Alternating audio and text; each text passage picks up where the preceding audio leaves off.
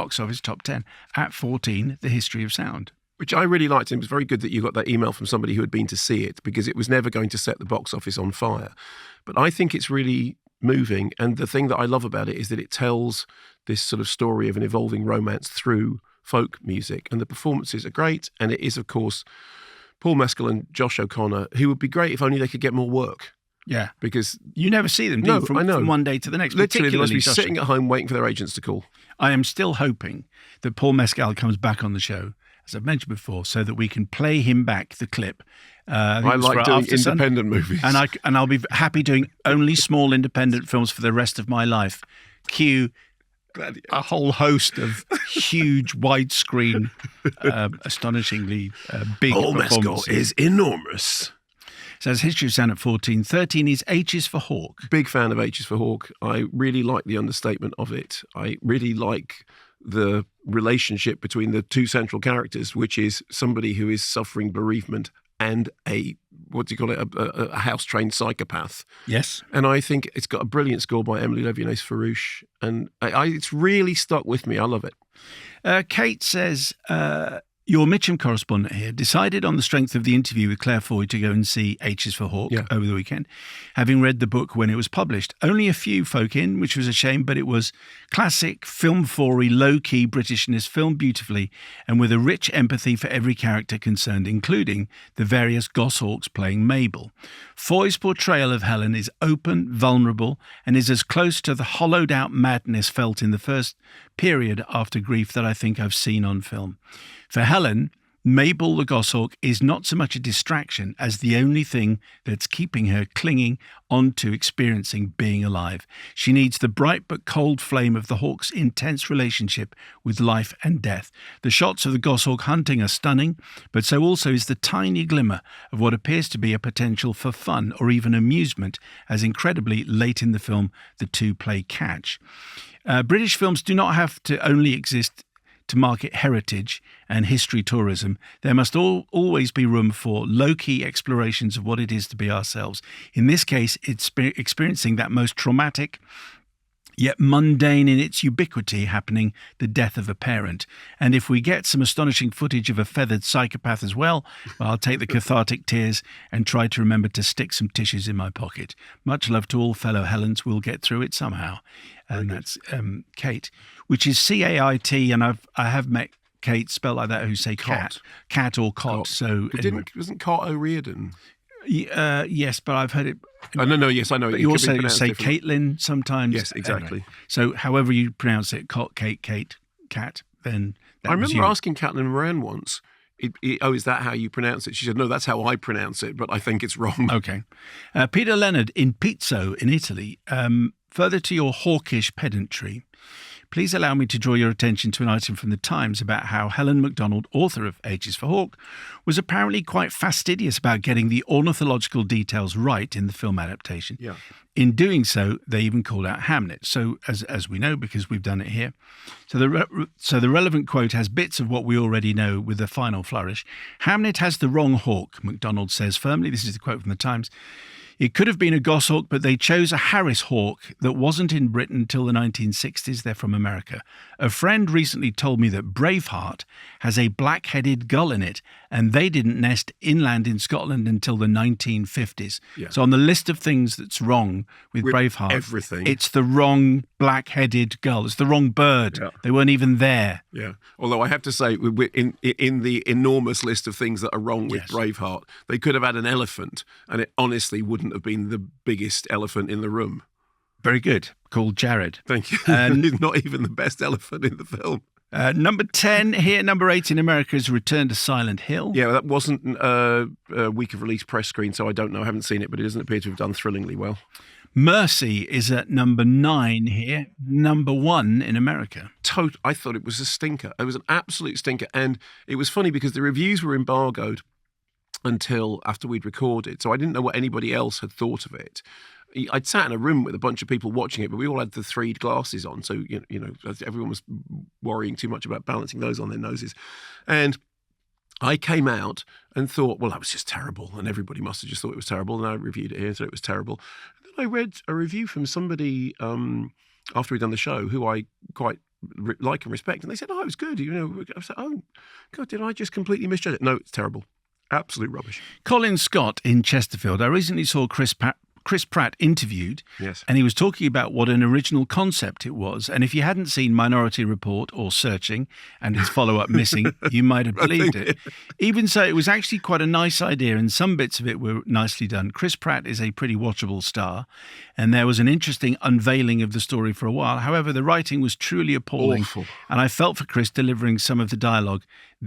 Let's all feel terribly sorry for him as he trousers another few mil. That's a good phrase, to trouser something. I think it's private eye, because it's basically it's just someone getting paid. Yeah, it means pocketed, but trousered. Yeah. If you say trousered, it implies that there's something. I know. Yeah, really, it's really, really seedy, isn't it? And the AI that starts to feel and trust its gut was a particularly bizarre strand, and the less said about the need for a big explosive action ending, the better. So other than all that, it was quite good. So other than the fact that it's completely unoriginal, really terribly written, other than that, it was fine. Number 8 here, 17 over there is No Other Choice. I thought it was terrific. I thought it was really good. I love the way it goes between being this kind of dark black comedy to something which is really, really morbid and sort of about existential despair and manhood breaking down, and then it's funny and then it's weird again. I thought it was terrific. Ricky in Edinburgh. The film was an entertaining and occasionally shocking black comedy about what a man has to do to keep his lovely family in their lovely home. We knew where this was approximately going from the setup, but when the first unfortunate event happened in quite a comic way, we relaxed and thought, oh, okay, we're in that sort of movie. So the second unfortunate event came as quite a shock, as we clearly weren't in that movie, kind of movie. But even then, nothing prepared us for the gruesomeness of the third unfortunate event. In his review, Mark warned about the tonal shifts. Yes. So the tonal shift around the third unfortunate event came right out of nowhere without warning. Yeah. Also, the film is about half an hour too long, but almost everything is these days, says Ricky. The good lady here indoors has a great deal of house envy watching this. So you know that you have definitely got to a certain age where you're looking at a wonderful film with the interesting stuff going on, but the only thing you're looking at is the wall units or the carpet. The furniture, yes. Absolutely. Yeah. Number 7 is Saipan. It's nowhere in America. Paddy writes from Dublin. Greetings from Dublin. I'm just listening to the take while nursing a good time post last night in Whelan's, where some chancers called the Gang of Three played a great show. Hey! Paddy says, as an Irish, I thought I could write in to provide some context for the film Saipan. Thank you. Like Mark, I'm not a football fan, but the row between Keane and McCarthy was unignorable in this country. Yes, apparently. So much so that my 86-year-old dad wanted to watch Saipan at the cinema, something he never does. He loved it, aside for some moments that showed Roy Keane in a negative light. You see, he was and is firmly Team Roy. I have a brother who's very much Team Mick, and I well remember their heated arguments at the time. Indeed, everyone and their mother held strong opinions, and the event continues to colour legacies and reputations for Keane, McCarthy, and the FAI. Beg your pardon.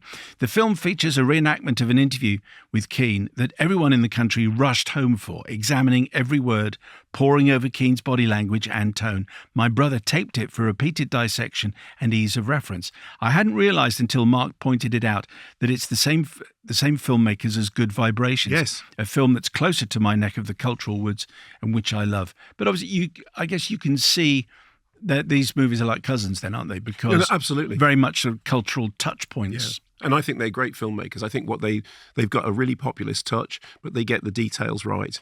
And I'm big fans of them as a filmmaking duo. I think they're really, really good.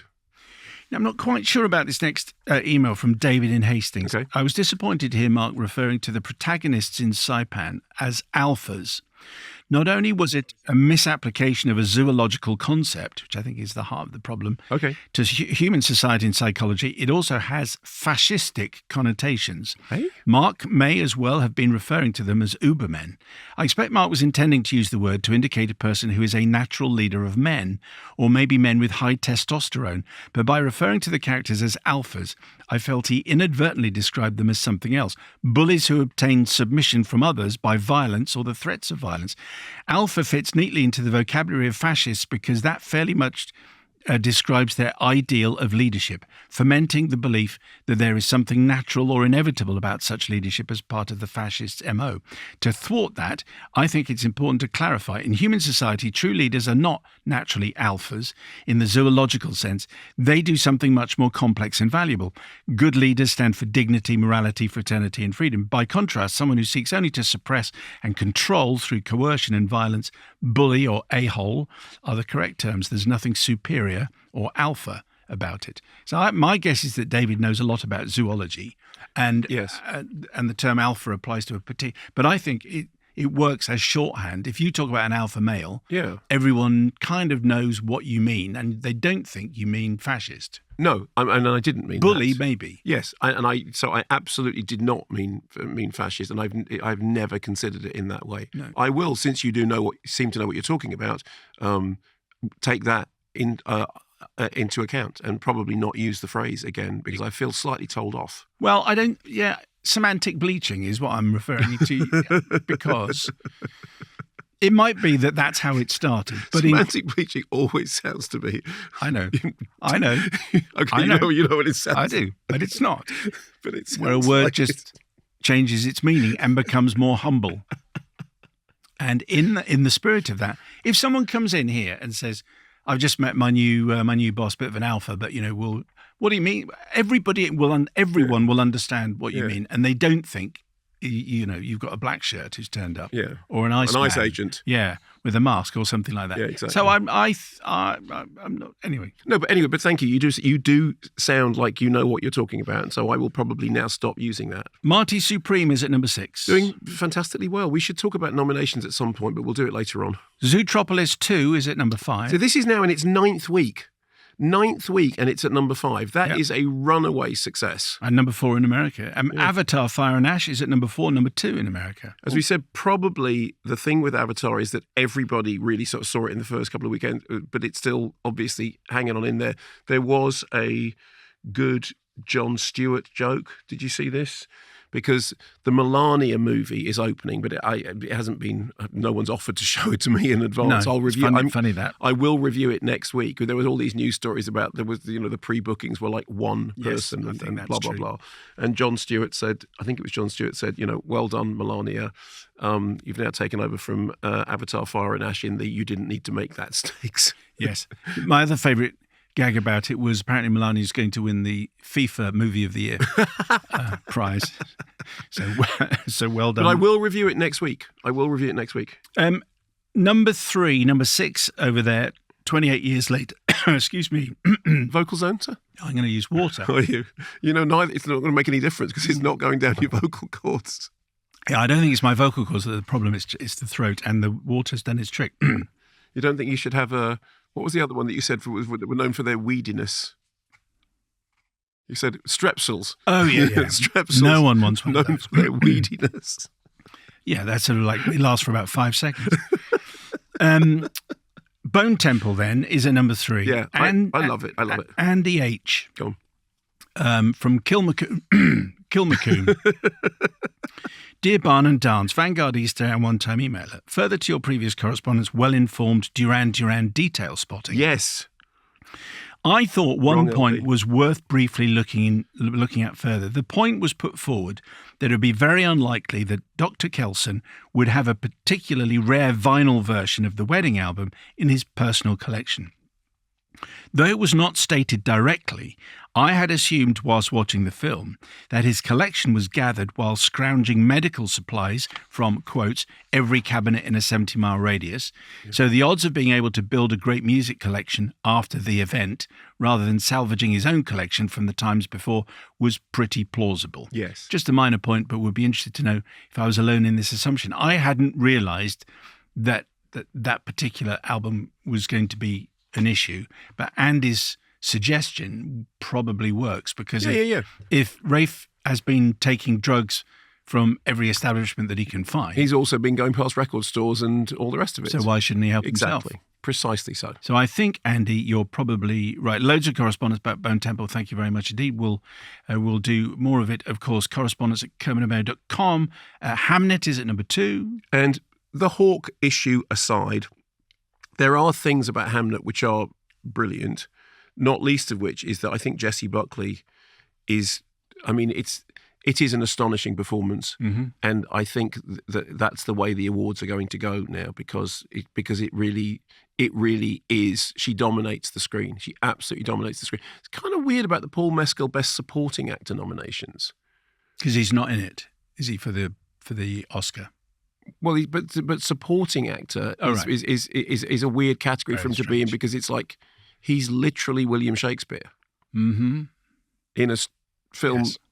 I mean, anyway, but so who's the leading actor in Hamlet then? Well, the bird, I imagine. That is certainly crazy. One area would be interesting to explore with Riz Ahmed when he comes in to talk about Hamlet, which is exactly a complete. And what are the chances of those two things being in cinemas almost at the same time? So I think the issue is it really annoying that there's Hamlet and Hamlet around at the same time, or does the raising of the profile of this particular story mean that people would quite like to see a retelling of the actual story with your actual Hamlet in there? I don't know. What do you think? Having seen the film, I think it should raise the interest and create more of a buzz. Okay. I think. As long as people make sure they know which film they're going to see. So Riz Ahmed on the show. Is Riz Ahmed next week? Yes, I think that's right. And The Housemaid is at number 1. Yeah, I just checked this. I'm right. So on the BAFTA nominations, it's a supporting actor nomination for Paul Mescal. He's a lead actor. Yeah, surely. Yes, it only makes no sense at all. Yeah, and The Housemaid is fine. I enjoyed it. It's ripe as anything. It has done much better than I expected it to do. I mean, I really didn't predict that it would have those kind of legs.